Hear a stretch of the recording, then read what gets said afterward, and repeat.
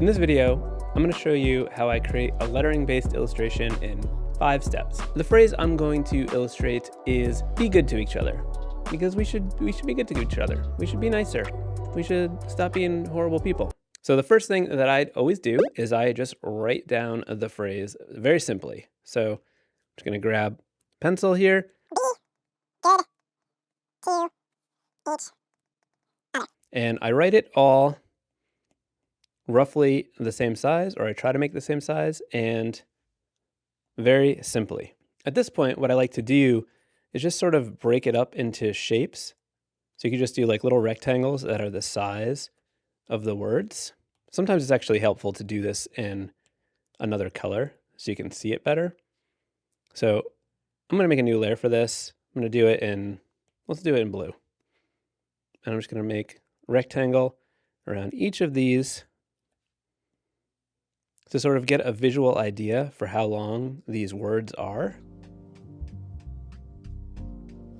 And then I can use these rectangles to do some quick compositional thumbnail sketches without having to write out each of the words, because I just need to know like roughly the size of each of these. So I can see here that like good and each are roughly the same length. Other is longer, and then B and 2 are the same length. So that's helpful information. And then we can do some quick thumbnail studies based on that. But before I go into that, I want to sort of figure out what the visual hierarchy is for this composition. And what that means is like, what is the most important thing that I want to focus on? Like where do I want people to look first? How do I want people to read it? What do I want to like jump off the page first, and then they can read the whole thing? So for this phrase, things like be good are important, and then, you know, to each other is also important. But I think the good and like other, like those are 2 important points of this. It's not just like be good in general, it's like be good to each other. So I think 2 can be very secondary. That can be pretty small. That's just sort of like a supplemental thing. Each can be a little bit smaller because it's just like qualifying other. I think it's more about being good and to others. So using that, keeping that in mind as I sketch this out, I'll try to kind of go from there. So when I do thumbnails, I don't want to just draw with empty space around. I want to like work to my composition size roughly. And that's just sort of like an aspect ratio. So as you can see, I'm working this sort of vertical format. So I'm making my thumbnails roughly that size. And I'm doing this so that I can see like the composition is very much a part of that whole page. So if I just draw it willy-nilly and then I put it in the space, it may not look good. So having this as a guideline will make it much better to like sketch from, because I need to take into account the edges of the document. Now this looks a little bit messy, so let's do this a cleaner way so we can make multiples of these. So I'm going to make a new layer. I'm going to go down to my drawing tools down here and get a square. And then I'll just roughly get this close. Doesn't have to be perfect. I just want to work roughly in the same aspect ratio. So here I'll just come in here and draw that in. I can turn off my drawing aids, delete that other layer, and then I'll just scale this down to the right size. You'll notice that my canvas was rotated when I made this, so it rotated that. So you can come in and fix this. Doesn't matter, these are just thumbnails, but I can go ahead and make some duplicates here so that I have some options, merge those down, duplicate that, and now we have 4 of these that we can just start playing around with. So merge those down, I'll make a new layer so that I can keep going. And now I'll just sort of use these like rectangles as placeholders to like figure this out. So, you know, you can go real simple. We could do be good, and then maybe 2, and then each is longer, and then other. So doing that would, you know, make good and other the biggest things there. And, you know, it's pretty straightforward, but you can get a little bit more playfulness, you know, you could say, okay, maybe I want good to be really big and like on an angle. So it could be like that. Then you could have like B up here. It'd probably need to be fairly big because you got all this extra space up there. And then you'll notice that we're running out of room down here. So, you know, maybe we do something like 2 each and then other like that. Don't think that's the best result, but that's why we do these thumbnails quick, because you can sort of iterate and experiment. I think the angle thing could be kind of cool. That keeps things dynamic, putting things on an angle sometimes. So maybe we could play around with that. So maybe it's just like a smaller version where good is like that on an angle, and then maybe like, so that's good and other, and then we could have like B up here each, and then maybe 2 is small right there. I think that could be interesting. Maybe it's you know, we'll emphasize be good with space, so it could be smaller. So maybe like this is B, this is good, and then we could do 2, and then each other could be big, and then maybe there could be like, I don't know, some decorative like arrows or something. I think that's probably not the best result, but I do think this is interesting and that could lead us somewhere. So I'll take this quick thumbnail sketch and use that as like a starting point to do something a little bit tighter. So I'll go ahead and turn down my opacity. And now here, I'll start to use this composition to sort of put in the words now and see what this could look like, and start thinking about lettering style and stuff like that. So I'm thinking simple for B, but have it be pretty big. Maybe we could do something like script for good. Could be kind of nice.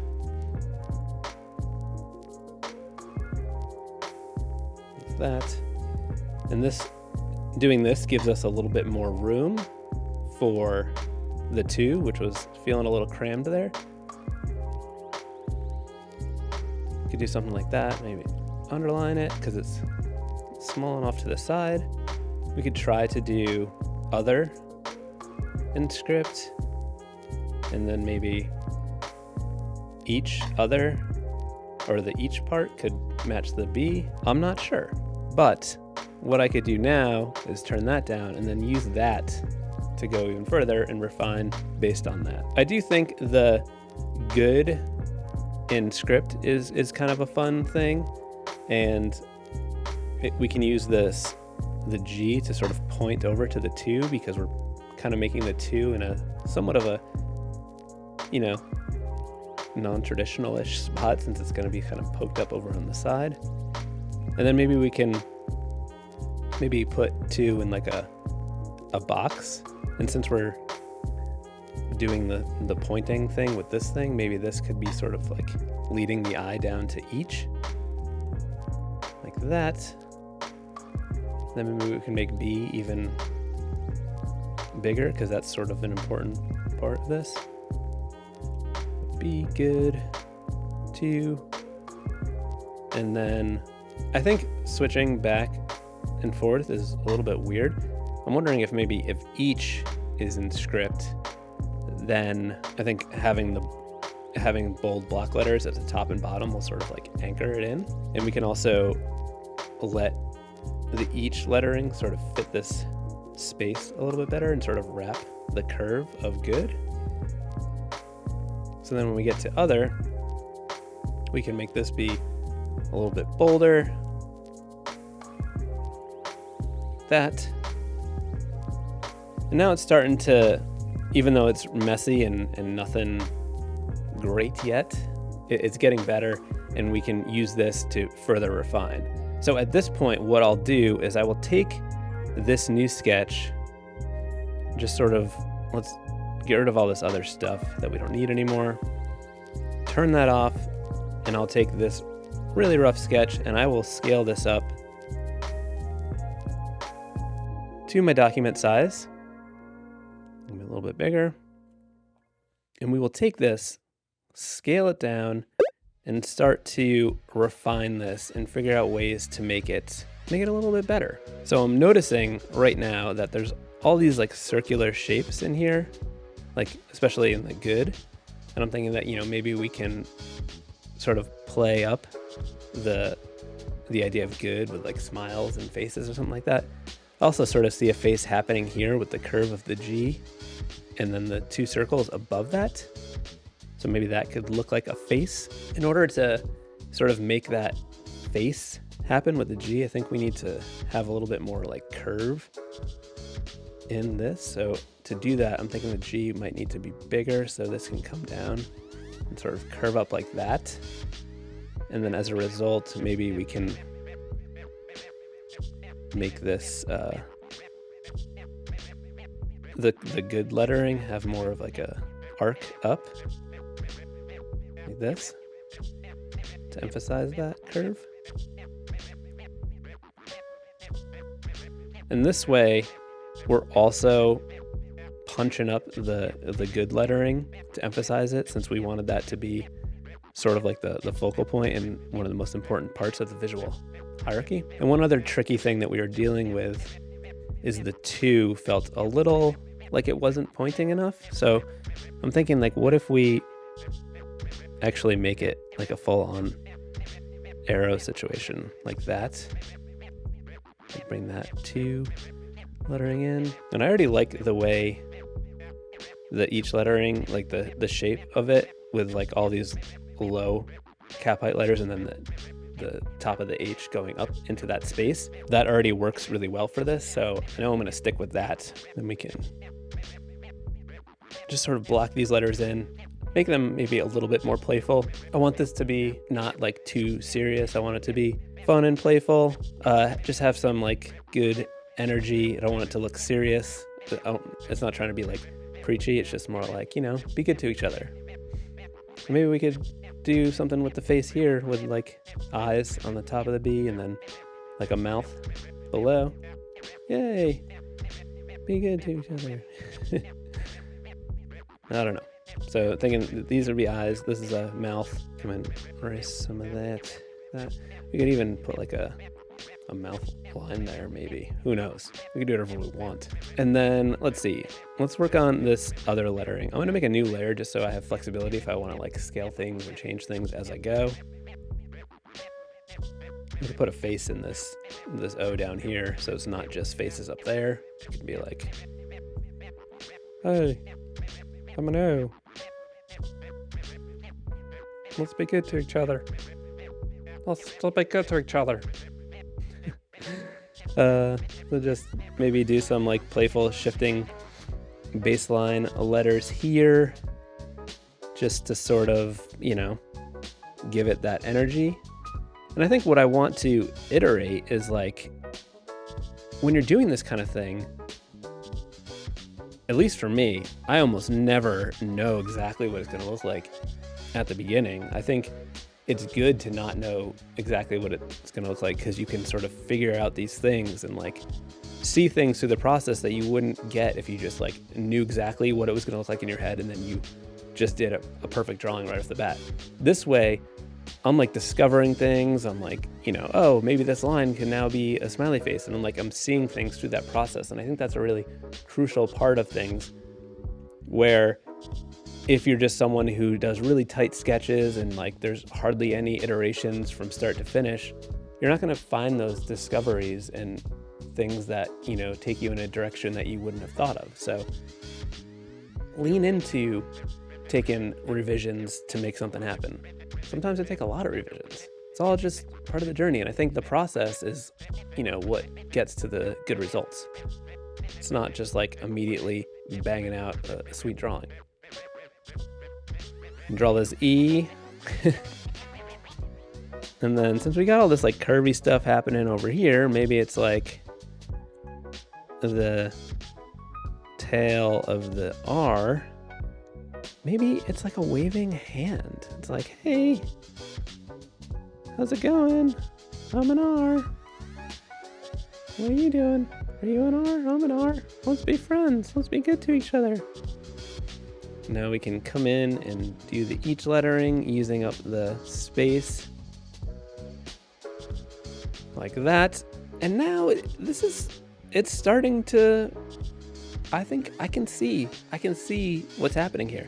You may be thinking that looks like a bunch of scribbly lines, but we're getting somewhere. So I'm going to merge this together, and we use this as our new starting point. And it's like, okay, now I'm getting even more serious. I'm going to switch to a darker brush. I'm not going to go straight to black. I'm going to do like a gray. So I'm going to start with like the tricky areas, and the tricky areas are things that I'm not fully confident in yet.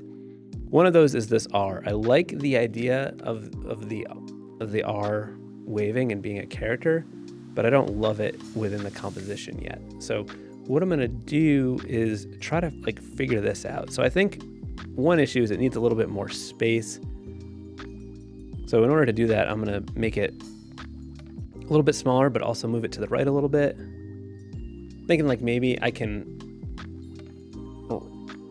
round out the top, like make the top a little bit bigger so that if it has a face, you know, it can be more expressive. And then maybe it's like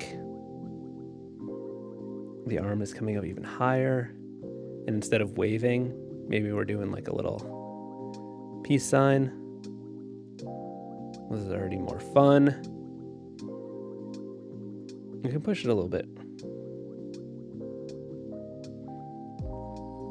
And because we have faces, I think a fun thing to do would be to make them like looking where we want to like lead people, because eyes are a great way to lead someone around a composition. So it's like, you know, if you pop into the illustration and you just see this guy first, he's looking up and you're like, what's he looking at? And you're looking at being good. And it just can kind of move your, you know, the viewer around the composition. I'll come over here to this O, maybe make it a little bit skinnier and shift it over a little bit so we have some more space for these other letters since they were getting a little tight there.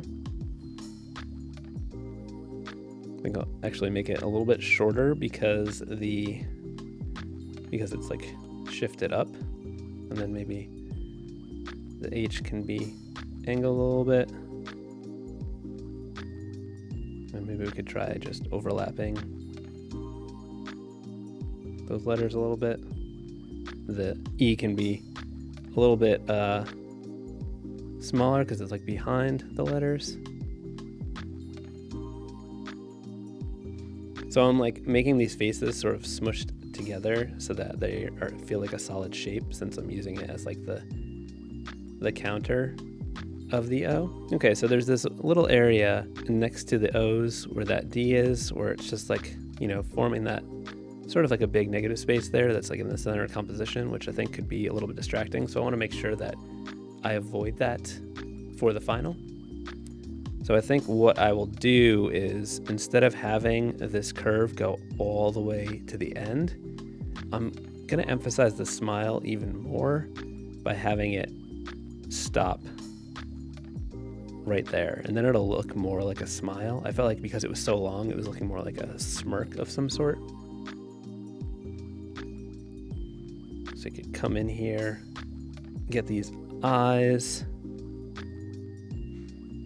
and then the D.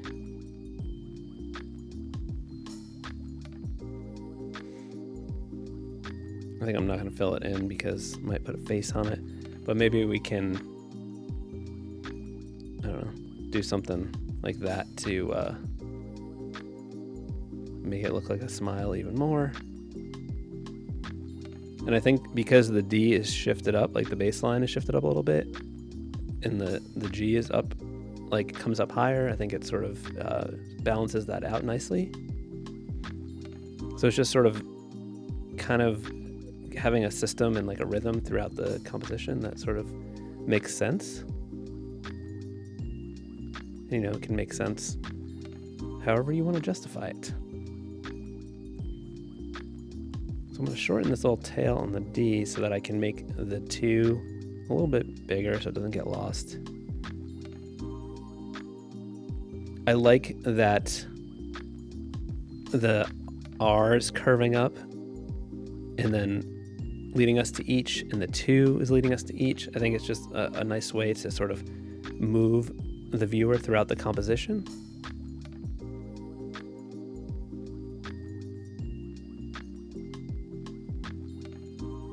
Okay. And now I'm just sort of cleaning this up a little bit and just having it fit the composition a little bit better. I didn't love how close that got to the R, so I'm just sort of finessing the shapes of the letters to just fill in, keeping everything so that it has a nice rhythm to it.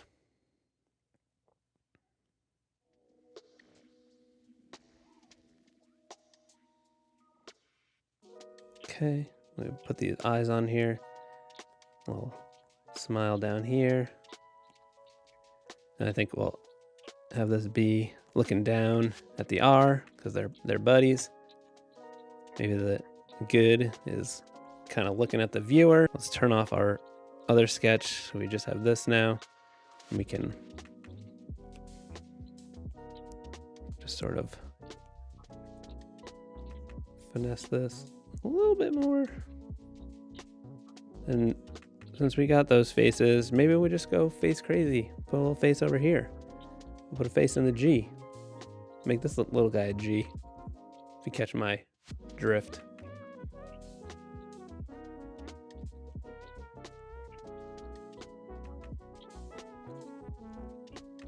Maybe the G is looking at those eyes that are looking at us. And then the D is, I don't know what the D is doing. Just being happy.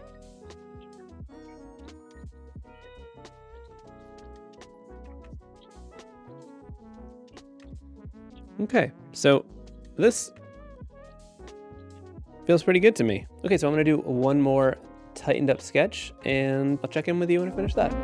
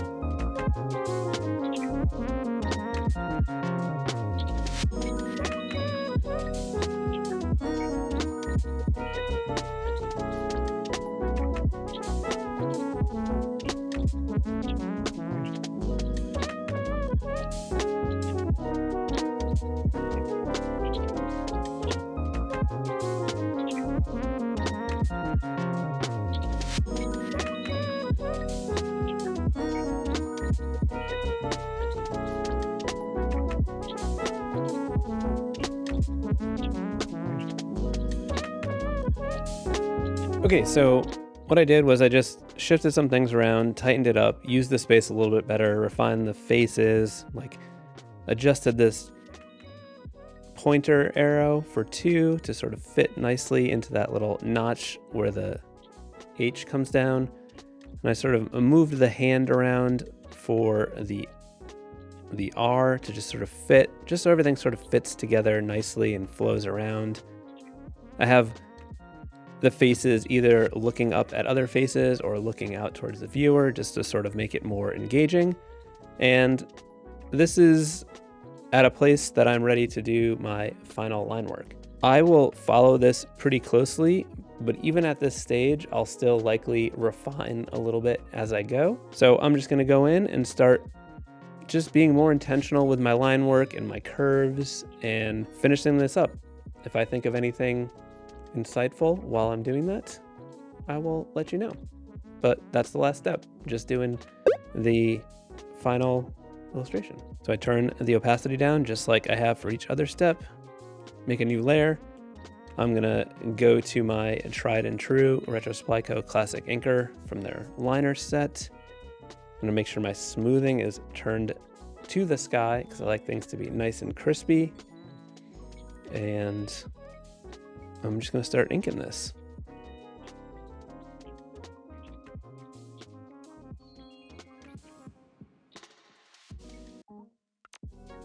I think I'm going to use solid shapes for at least some of these letters. So because of that, I'm gonna just draw right through the letter forms to give me nicer angles, make it easier on me.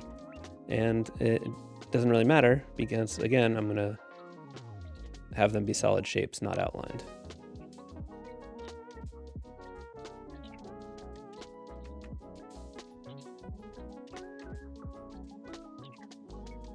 You'll notice as I'm drawing, I sort of skip around. I don't go from one spot to another. I sort of draw the things that are almost touching or like connecting because I'm thinking as much about the shapes that I'm drawing as what I'm not drawing, like the negative space, making sure that there's like comfortable amounts of room or just overall like nice spaces between the letters in addition to the letters themselves. Also rotate the canvas a lot because some curves are usually easier to pull than they are to push. So for example, this G, I'm gonna start doing like most of that curve there and then just sort of carry it through like that. So I want that line to be nice and smooth. I'm going beyond where I needed to go, and then I'll just erase that after the fact because it's much easier to get a smooth line when you don't have to like stop abruptly. And again, because I'm going to be filling these letters in as solid shapes, I can just sort of smooth out a curve like that.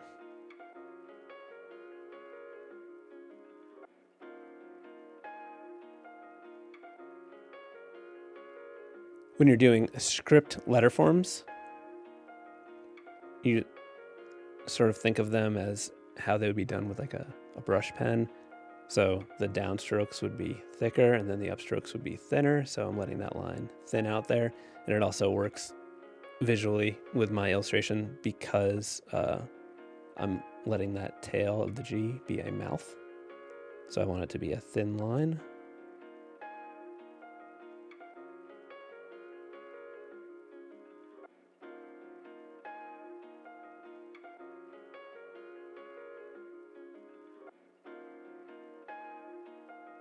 So because this is sort of like a precise, smooth curve, I'm just sort of like going beyond where I need to go on these just to make it easier on myself.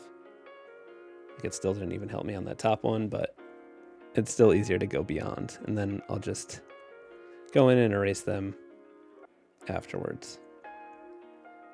So when I'm doing an arrow that I want to point straight, that can be a little bit tricky to get it to look right. So what I'll do is I'll do like a line from the center of that line, especially when it's curved like this.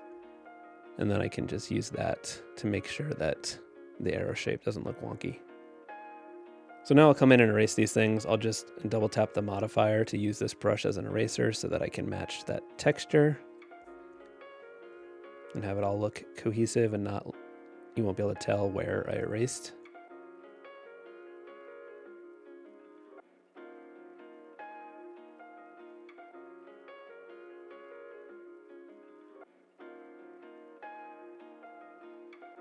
Okay, at this point I'm going to come in and just fill in these letter forms just to clean up the page a little bit because it's just getting a little hectic, and this makes me feel a little better. I like to kind of go in sometimes and just refine some of the edges using the same brush as an eraser. Just make it a little bit more crisp without going overboard. I think there could be a little bit more space there, so I'm just shortening that E a little bit. could always just shift it up after the fact.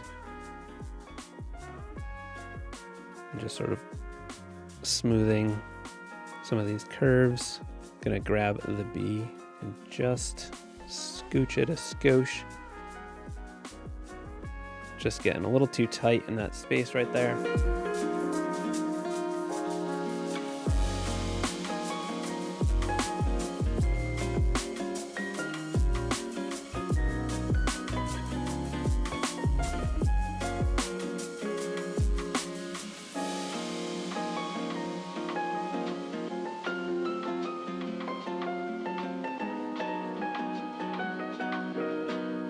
So sometimes it's tricky to see how the letters are working until I fill them in, because when they're just all outlines like this, it's hard to tell, at least for me. So like, especially that R. The R shape is looking better than I thought. It was looking a little bit weird when I was seeing all those outlines. So I'm just gonna come in here now and get rid of all this extra stuff that I have and just make sure this is all working nicely. I drew this like I was working with vector brushes with the vector trimming. Obviously, vector trimming would have made this part a little bit easier, but I wanted a little bit more texture in this piece. So I was sticking with analog, or raster, if you will. Also, seeing it in just pure black and white and just the shapes right now helps me to, like, you know, see the composition, and it also really highlights if there's like any issues or things aren't smooth or something like that. Because once there's less contrast with color, those things won't be as easy for me to catch or fix.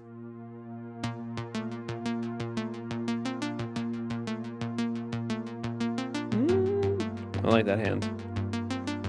I knew the hand was going to be a tricky one, so I'm going to do it in its own layer so that I have more room to adjust if I need to.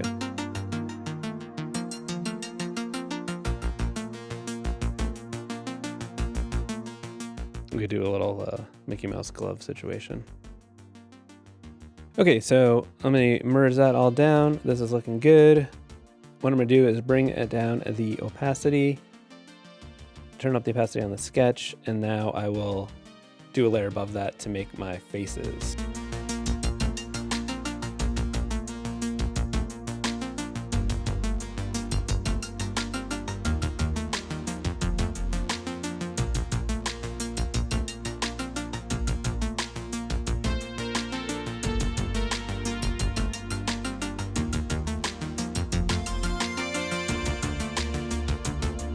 Okay, so now that the faces are done, it's time to add some color to the line work so we can actually see them.